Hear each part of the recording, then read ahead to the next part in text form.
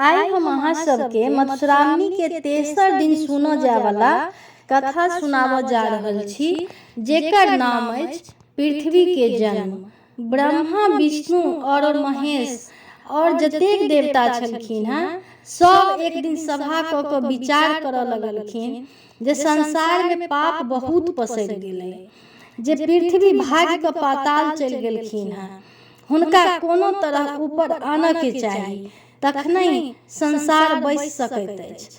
सब मिल कऽ पाताल गेलखिन आ पृथ्वी से प्रार्थना करऽ लगलखिन, ऊपर आबऽ के लेल कहऽ लगलखिन। तऽ पृथ्वी कहलखिन जे लोक हमरा ऊपर रहैत अछि आ हमरे ऊपर मल मूत्र त्याग करैत अछि, एहि से हमरा अपमान होइत अछि जे हमरा सहल नहीं जाइत अछि।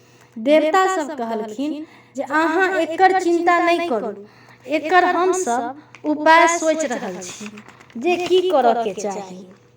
अहाँ के ऊपर जे केओ मल मूत्र करता वो ओकरा देख लेता तऽ तकरा स्वयं ओकर पाप होबऽ लगतनि। जे अहाँ से बिना क्षमा मंगले अहाँ के ऊपर पैर रोप लेता तऽ ओ पाप के अधिकारी भऽ जेता। देवता लोकनि अनुनय विनय करऽ लगलखिन। जखन पृथ्वी ऊपर एलखिन तखन डगमगाइत छलखिन हैं। तखन विष्णु कछुआ के रूप धारण कऽ कऽ अपन पीठ पर हुनका राखि लेलखिन। आब समुद्र मंथन के कथा सुनू। देवता लोकनि सुमेरु पर्वत पर समुद्र मंथन के विचार विमर्श के लेल एक दिन एक सभा बैसेलथि, ओहि में बैसलथि। विष्णु के विचार भेलनि जे ई कार्य सब देव दानव सब मिल कऽ करथि। हुनके विचार से बांसुरी नाद बजायल गेला। ओ मंदराचल पर्वत में अपन देह के लपटा कऽ ओकरा उखाड़ि कऽ समुद्र के कात लऽ आनल छलखिन हैं। ओ समुद्र मंथन से प्राप्त अमृत में हिस्सा भेटबा के लोभे मंथक कष्ट सहऽ के लेल प्रस्तुत भऽ गेलखिन। आब प्रश्न उठल जे एतेक भारी मंदार यदि समुद्र में खसायल जायत तऽ ओ डूबि जायत, तें कोनो आधार होबऽ के चाही जाहि पर राखि कऽ मंथन कयल जायत। ई भार देवता ओ दानव के आग्रह कयला पर कूर्मराज कच्छप गछि लेलखिन आ मंदराचल के मंथन बनाओल गेल आ बांसुरी नाग के ऊपर रस्सी समुद्र मंथन आरंभ भेल। नाग के फोक दिशा दानव सब पकड़लनि आ पूंछ दिशा देवतागण। समुद्र मंथन से समुद्र जीव जंतु सब पिसाय लगलखिन आ मंदरा के ऊपर के गाछ सब आपस रगड़ सँ दृष्टि टूटि खसऽ लगलखिन।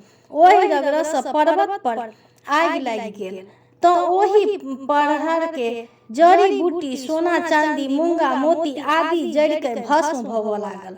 देवगण के गर्मी से व्याकुल देखि कऽ इंद्र वर्षा करऽ लगलखिन आ वर्षा से अमृतमय सब भस्म खोखरि धोधरि समुद्र में खसऽ लगलनि। एहि से समुद्र के नुनगर पानी दूध भऽ गेल आ अधिक काल तक मथला से घी होबऽ लागल।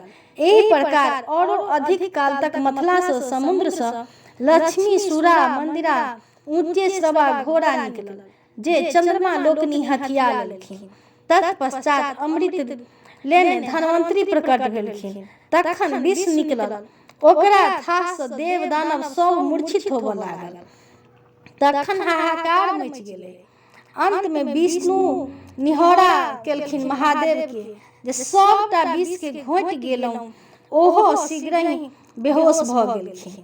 तखन गौरी के निहोरा विनती पर विषहरा के संग बहुत राग सांप बिढ़नी चूटी आदि सब जाकर महादेव के शरीर से विष निकालऽ के लेल अंत में महादेव के अनुरोध पर कंठ में कनिक विष छोड़ि देलक, जाहि से हुनका कंठ कारी भऽ गेल। तहिए से ओ नीलकंठ कहावऽ लगलाह। अमृत लेल देवता आ दानव में झगड़ा होबऽ लागल। दानव सभक कहऽ लगलखिन जे कहल छलनि हैं जे समुद्र से बहरायल सब वस्तु तऽ देवता सब लइए लेलखिन, किंतु जाहि अमृत लेल सब एतेक परिश्रम केने छलहुँ ताहि में हुनको सबके हिस्सा होबऽ के चाही। अमृत लेल सब एतेक परिश्रम केने छलहुँ हैं, ताहि में हमरो सबके किछु भेटऽ के चाही।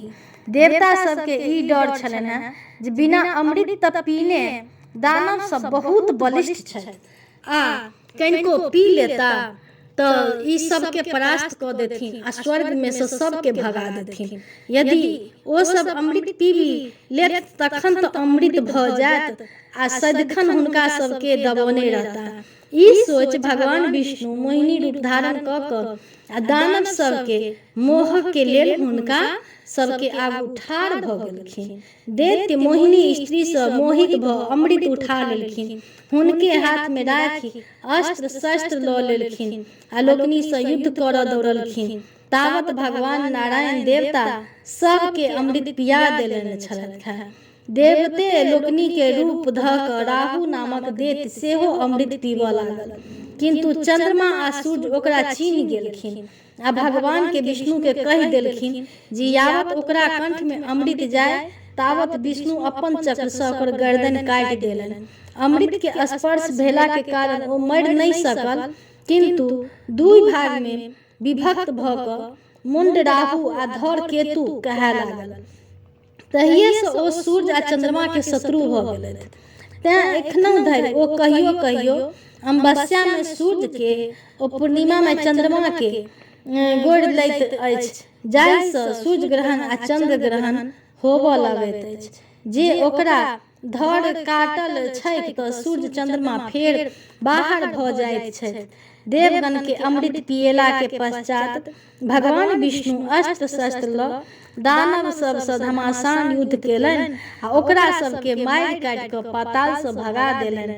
बचल अमृत इंद्र के सुपुर्द कऽ देलखिन आ विश्वकर्मा के ओकरा रखवारी के भार दऽ देलखिन। समुद्र के मंथन के बासुकी नाग रस्सी के कार्य करने छलथि तऽ हुनका देवता लोकनि ई वरदान भेटल जे हुनका माइक श्राप नहीं लगतनि आ ओ सब परिवार जन्मे जय महाराज के यज्ञ में नहीं जरता।